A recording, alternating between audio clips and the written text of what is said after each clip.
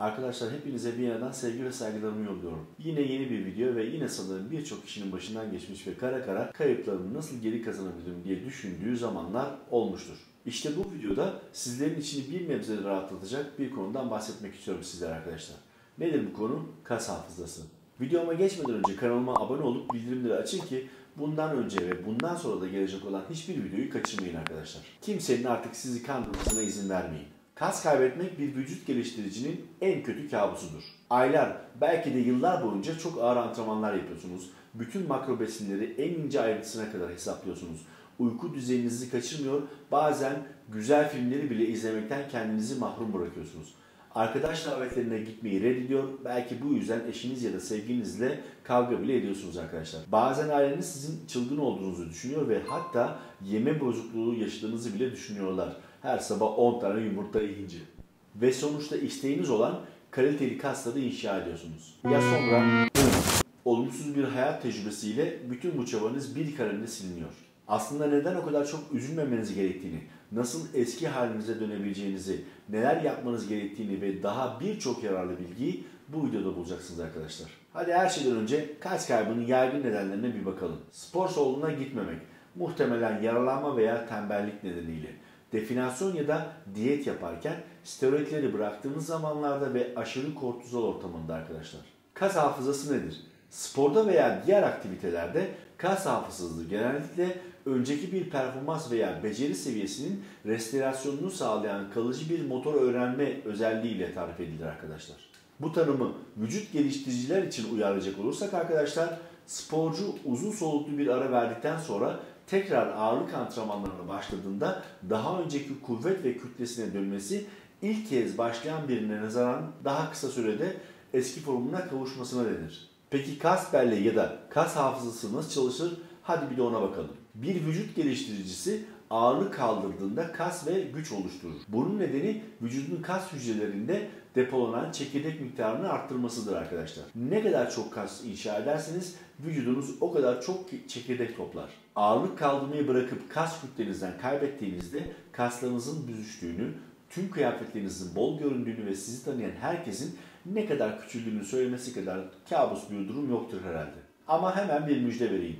Yapılan araştırmalarda daha önce kazandığınız çekirdek sayısının kalıcı olduğu bulundu arkadaşlar. Tabii ki bunun anlamı eski halinize geri dönmeniz kaçınılmaz bir gerçek ve sanırım hepimizi mutlu edecek bir gerçek arkadaşlar. Siz kendi boyutlarınızı hatırlamasanız bile sizin kaslarınız eski halde ne kadar iri olduğunu hatırlayacaktır arkadaşlar. İnsanların kas kaybettiği birkaç farklı sebep vardır ve bu sebepleri ben size tek tek açıklayacağım ve ardından kaslarınızı nasıl geri kazanacağınız konusunda adım adım yol göstereceğim sizlere arkadaşlar. Hadi kas kaybı yaşamamıza sebep olan sebeplere bir tek tek bakalım. Antrenmanlara ara vermek ya da bırakmak. Bu durum aslında kas kaybının en popüler örneğidir ve insanlar ağırlık kaldırmayı bıraktıkları için olur bu durum. Bu durumun çözümü ise tabii ki tekrar ağırlık kaldırmaya başlamak olacaktır arkadaşlar. Aslında durum gerçekten bu kadar basit. Burada önemli olan sabırlı olmak. Çünkü belirli bir sürenin ardından eski kazanımlarınız geri dönecektir. Vücut geliştirme camiasında bunun en iyi ve aslında en ünlü örneklerinden biri 80'ler ve 90'lardan bir vücut geliştiricisi olan Franco Santarello'dur. Ekranda gördüğünüz bu adam bir yılın içerisinde birçok kez antrenmanlarına çeşitli sebeplerden dolayı ara vermek zorunda kaldı ve sonrasında gördüğünüz bu duruma kadar geldi. Tabi sonuçta vücut geliştirme işini profesyonelce icra eden bir birey olarak önceki kaslarının boyutunu tahmin etmek zor olmasa gerek. Ve bu adam antrenmanlarına tekrar başladıktan sonra şu anda ekranda gördüğünüz kas kütlesine tekrar sahip oldu. Peki hocam biz eski formumuza ulaşmamız yani eski kazanımlarımızı geri dönmemiz ne kadar zaman alacak diye bir soru duyar gibiyim arkadaşlar. Arkadaşlar aslında bunların hepsi antrenman hacminize bağlıdır. Haftada 6 gün en az 1 saat gerçekten yoğun bir antrenman yaparsanız tüm kazanımlarınızın yaklaşık 3 hafta içinde geri gelmesi olası bir durumdur arkadaşlar. Haftanın 5 günü yalnızca 30 dakikalık çok yoğun olmayan egzersizler yaparsanız bu süre 4 haftadan daha uzun sürebilir. Kas kaybına sebep olan ikinci nedense parçalanma evresi ya da diyet evresi olarak bilinen ya da öyle adlandırdığımız durum nedeniyle kas kaybı yaşanması arkadaşlar. Tıpkı hacim döneminin kas yapmanıza yardımcı olduğu gibi parçalama dönemi de eğer yanlış yapılırsa kas kaybetmenize neden olabilir arkadaşlar. Burada konuya tam hakim olamayan insanlar için kafa karıştırıcı kısmı şudur. Ağırlık kaldırmaya devam ediyoruz ama yine de kas boyutlarımız azalıyor. Aslında bu sorunun cevabı çok basittir ve bu çok kolay ulaşılabilecek bir durumdur arkadaşlar. Kalori alımınız çok düşerse çok fazla kalori açığı oluşur ve bu da kas kaybına neden olur. Peki bu durumdan kaynaklanan kas kaybımızı nasıl tekrar geri kazanırız? Çözüm ise çok basit arkadaşlar. Kalori fazlası oluşturduğunuzda parçalama ya da diyet evresinde kaybettiğiniz tüm kasları yeniden kazanırsınız. Aslında parçalama evresinde kaslarınızı kaybettikten sonra onları nasıl geri kazanacağınızı bilmek iyidir. Ancak özellikle yarışmaya hazırlanan bireylerin o kas kütlesini ilk etapta nasıl tutacağına dair bazı ipuçları vermek istiyorum sizlere. Amacınız yağ yakmak ve kaslarınızı korumaksa kalorilerinizin çok düşük olmadığından ve çok hızlı kilo vermediğinizden emin olmanız gerekir. Yaklaşık %20 ile %25 arası orta düzeyde bir kalori açığı hedefleyin kendinize arkadaşlar. Bir çalışma sporcuların %24'lük bir kalori açığına girdiklerinde önemli miktarda yağ yaktıklarını ve çok az kas kaybettikleri sonucuna varmıştır arkadaşlar. Kendi deneyimlerimden örnek verecek olursam %20'lik kalori açığı bende kaslarımı korumak için mükemmel bir şekilde işledi arkadaşlar. Peki böyle bir kas kaybı durumunda kazançlarımızın geri dönmesi ne kadar sürer? Aslında bu ne kadar kas kaybettiğinize bağlıdır arkadaşlar. 500 gram kas kaybettiyseniz fazla yemek yiyip bunu geri almanız uzun sürmez. Belki birkaç gün ile bir hafta. Bununla birlikte 5 kilogram kas kaybettiyseniz günlük 500 kalori fazlası ile yediğinizi varsayarsak bu kaybedilen kasların kazanılması bir ay kadar sürebilir arkadaşlar. Kas kaybı yaşanmasının en önemli sebeplerinden bir tanesi de kullanılan steroidlerin bırakılması.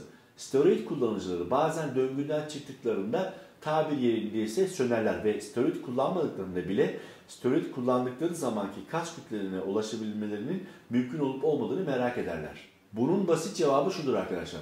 Bir dereceye kadar evet, kas kayıplarında olan bu kaybın sebebini bilmek insanlara çok yardımcı olabilir aslında. Kas kaybını meydana getiren sebebi bulmak ve o sebebin tam tersini uygulamak. Örneğin kalorileriniz çok düşük olduğu için kas kaybederseniz kalorilerinizi artırıp fazla yerseniz kas hafızası devreye gelecek ve kazancınızı geri alacaksınız. Steroidlerle kazandığınız kas kütleniz haliyle küllerinden sonra azalacak ve kas kaybı yaşayacaksınız. Böyle bir durumda insanların tek düşüncesi bu kası geri kazanmak için testosteron seviyenizi kürde oldukları seviyelere geri getirmek olduğudur. Ancak araştırmalar bunun tam da böyle olması gerekmediğini gösteriyor arkadaşlar. Yapılan bir deneyde farelere steroid verdiler ve kas büyümesini gözlemlediler arkadaşlar. Beklendiği gibi denekler önemli miktarda kütle kazandılar, sonra steroidleri vermeyi bıraktıklarında orijinal boyutlarına geri döndüler. Bir farenin ömrünün yaklaşık %15'i olan 12 haftalık dinlenmeden sonra daha önce olduğu gibi aynı kasları çalıştırmaya başladılar. Ancak bu sefer steroid kullanmadan ve sadece 6 günde farelerin kas kütlelerinde %36'lık bir artış görüldü arkadaşlar. Fareler steroid verilmeye başlamadan önce eğitilmemiş ya da antrene edilmemiş belirli kaslara sahipti. Daha sonra bu kas grupları çalıştırıldığında steroid verdikten sonraki kas kütlesine neredeyse ulaştılar bu fareler arkadaşlar. Bu nedenle kas hafızasının steroidleri bıraktıktan sonra bile steroidlerden elde ettiğiniz kazanımları korumanıza yardımcı olabileceğine dair kanıtlar vardır arkadaşlar. Flex Wheeler gibi tüm zamanların vücut geliştirme duayenleri artık steroid kullanmamalarına rağmen 50 yaşında bile hala harika bir görünüme sahipler. Arnold Schwarzenegger'in daha önce Dianabol ve diğer steroidleri aldığını herkes biliyor ama yaşlılık döneminde bunları kullanmamasına rağmen hala yaşına oranla olağanüstü kaslılık sergiliyor. Arnold Schwarzenegger'in kas hafızası steroidlerden sonraki yaşamında steroidler üzerinde deneyimlediği kas boyutunu korumasına yardımcı olur arkadaşlar.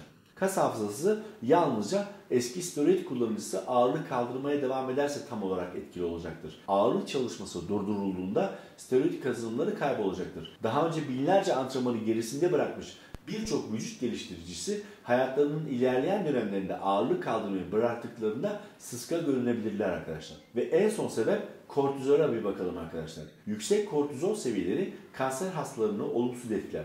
Kortizol seviyeleri yükseldiğinde bağışıklık sistemi zayıflatan ve kanser hastalarının iyileşmesini zorlaştıran yıkıcı bir hormondur arkadaşlar. Yüksek kortizol seviyelerinin bir sonucu olarak kanser hastalarının kas kütlesi kaybetmesi, ki bu durum kaşeksi olarak da bilinir, çok normaldir. Bununla birlikte şimdi sayacağım gibi günlük stresler de dahil olmak üzere kortizolun hızla yükselmesinin başka sebepleridir arkadaşlar. Nedir bunlar? Finansal konular, ilişki sorunları, aşırı uyarıcılar, yeterince uyku alamamak. Araştırmalar gece yeteri kadar uyumamanın bile kortizolde %45'lik bir artışa neden olabileceğini göstermiştir arkadaşlar. Bu durumun çözümü ise kortizolü normale döndürmektir. Kortizol normale döndüğünde tüm kaslarınızı geri kazanırsınız arkadaşlar. Evet, sonuç olarak aslında artık kas kaybetmekten korkmanıza gerek yok. Neredeyse her kas kaybı durumunda kaslarınızdaki çekirdek sayısı kalıcı olduğu için kazanımlarınızı geri almanızın bir yolu vardır mutlaka arkadaşlar. Daha önce steroid almış kişiler bile kazanımlarını korur veya geri alırlar. Sadece kas kaybetmenizin nedenini bilmeniz ve ardından videonun geçmiş bölümlerinde listelediğim farklı senaryolara göre doğru çözümü uygulamanız gerekiyor arkadaşlar. Umarım kas hafızasıyla ilgili bu video size yardımcı olmuştur. Kas hafızasının tam olarak ne olduğunu anlayın arkadaşlar. Kas kaybı ile ilgili endişelerinizi azaltın. Kaybedilen kaslarınızı geri almak için tam olarak ne yapacağınızı bilin arkadaşlar. Aşağıdaki yorumlar bölümünde düşüncelerinizi benimle paylaşmaktan çekinmeyin arkadaşlar. Sizlerin kas hafızası ile ilgili deneyimlerinizi gerçekten merak ediyorum. Benden bu seferlik yine bu kadar arkadaşlar. Kanalıma abone olup bildirimleri açmayı unutmayın ki bu tür sadece bilgi dolu içerikleri kaçırmayın. Sonradan yok efendim ben bilmiyordum, yok efendim kandırıldım demek istemiyorsanız beni takipte kılın arkadaşlar. Hepinize önce sağlık, sonra bol kazanç, sonra bol sporlu günler diliyorum. Hoşça kalın.